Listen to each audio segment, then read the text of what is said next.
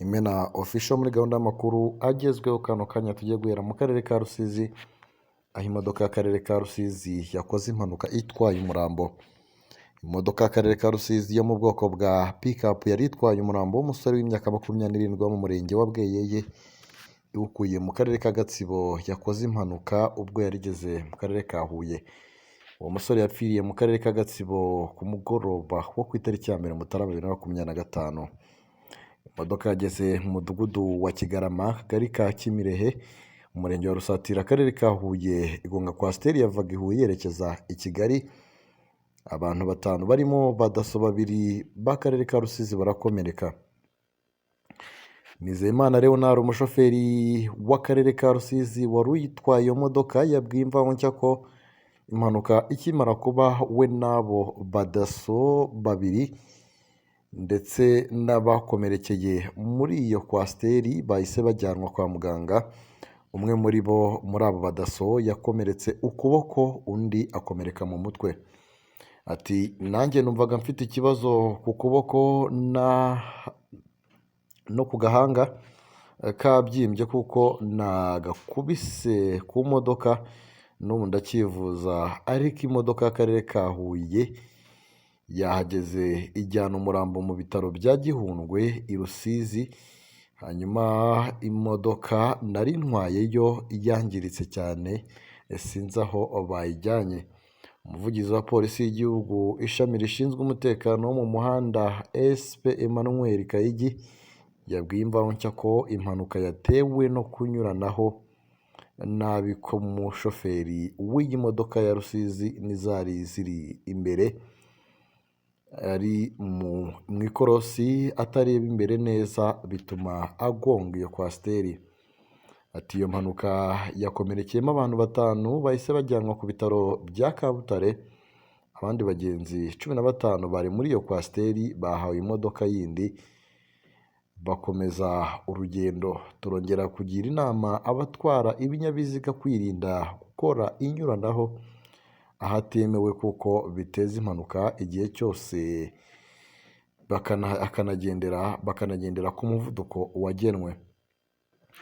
Umuyobozi w'akarere ka Rusizi w'agateganyo wungirije ushinzwe imibereho myiza y'abaturage Uwimana Monique yabwiye Imvaho Nshya ko iyo mpanuka ikimara kuba, kuko byari mu masaha y'umugoroba, bahise bakorana n'akarere ka Huye kabazanira uwo murambo urara mu buruhukiro bw'ibitaro bya Gihundwe. Ati watugezeho mu masaha y'ijoro ku mikoranire n'akarere ka Huye, dushimira cyane, urara mu buruhukiro bw'ibitaro bya Gihundwe muri ayo masaha y'amanywa. Imodoka y'akarere kacu iwujyanye mu murenge wa Bweyeye kuwushyikiriza umuryango wabuze uwawo. Abakomeretse turi gukurikirana ibyabo, bameze neza. Bivuga ko uyu musore wapfiriye mu karere ka Gatsibo yafatiwe mu mujyi wa Kigali akajya gufungirwa mu kigo cy'ingororamuco cya Transit Center cyo muri Gatsibo, ari naho yarwariye akajyanwa mu bitaro aho yaguye. Imvaho Nshya ikomeje gusobanuza ubuyobozi bw'akarere ka Rusizi impamvu imodoka ikora imirimo ya leta ariyo yitabajwe mu gutwara umurambo. Reka nsoreze rero kuri ino nkuru igira iti Nyamasheke, uwateye icyuma umugabo we ku kuboko akamukomeretsa arashakishwa uruhindu. Mugabekazi Eugenie arashakishwa nyuma yo gutera umugabo we icyuma ku kuboko akamukomeretsa bapfa telefoni, nyuma y'uko umugabo yaketse ko ahamagawe n'abasambane be. Uwo mugore w'imyaka 34 arashakishwa nyuma yo gutera umugabo w'icyuma babana mu mudugudu wa Mikingo, akagari ka Mubumbano, mu murenge wa Kagano, mu karere ka Nyamasheke, akamukomeretsa ukuboko bapfa telefoni y'umugore bumviragaho indirimbo. Umugore agiye kuyitabiraho, umugabo we akeka ko ari umusambane we. Agarutse barashyamirana, umugore afata icyuma akimutera ku kuboko aragukomeretsa aratoroka. umuturanyi wabo yabwiye Imvaho ko uwo muryango usanganywe amakimbirane ashingiye ku businzi bukabije bw'umugore, umugabo akanakeka ko amuca inyuma.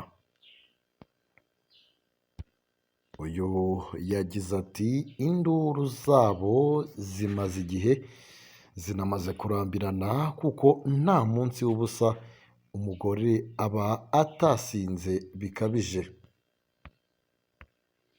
agacyurwa n'igicuku akinguza umugabo n'abana, bikavugwa ko anatahana n'abagabo baba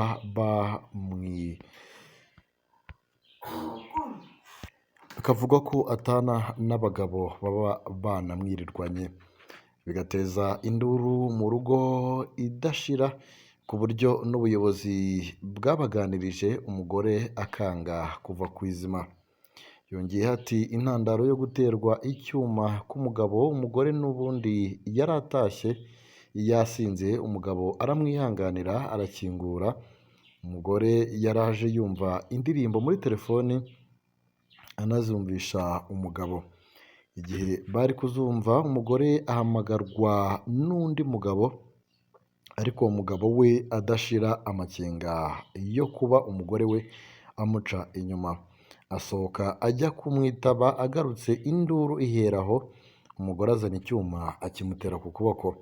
Yakomeje asobanura ko yamukomerekeje agahita acika arimo gushakishwa, naho umugabo akavuga ko ubwo businzi n'ubusambanyi umugore we abukorera mu tubari dutandukanye turi muri santere y'ubucuruzi ya Rwesero, akaba yarahise ajyanwa kwa muganga, umugore acika agana iwabo ku Rwesero.